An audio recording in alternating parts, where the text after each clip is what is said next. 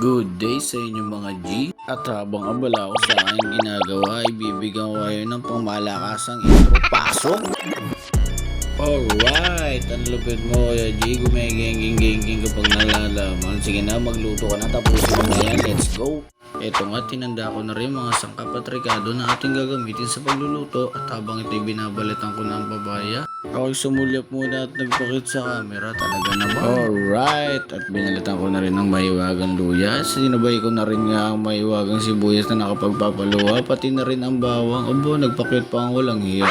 Kumamot ka pa talaga Kuya G. Aba, mag-short ka doon. Inihanda ko na rin pala natitirang sangkap, ang papaya, pati na rin ang manok. At binuksan ko na ang gasol, pati na rin ang kalan. At nagsangkotsa na rin ako ng manok. At naggisa na rin ako ng bawang, sibuyas at luya. At nilagay ko na rin ang manok na ating sinangkotsa kanina. At inumpisa ko na rin pala lagyan ng tubig ito. At nilagyan ko na rin siya ng paminta. Para pagkapakulo ay mabango na siya. Alright, ayan na, kumulo na siya. Sinunod ko na nga rin palang ilagay yung papaya. At habang naghihimay ako ng malunggay, sinapian na naman ako ng espiritu ng kalokohan. Tapos lang yan, Kuya G, gwapo ka naman eh. So nice. At sa wakas tapos na ang ating tinolang manok with the twist of Kuya J. Maraming salamat sa inyo. Sige na, kumain na kayo. Tagpapadali na ako rito dahil gutom na ang buong pamilya ko. Bye-bye!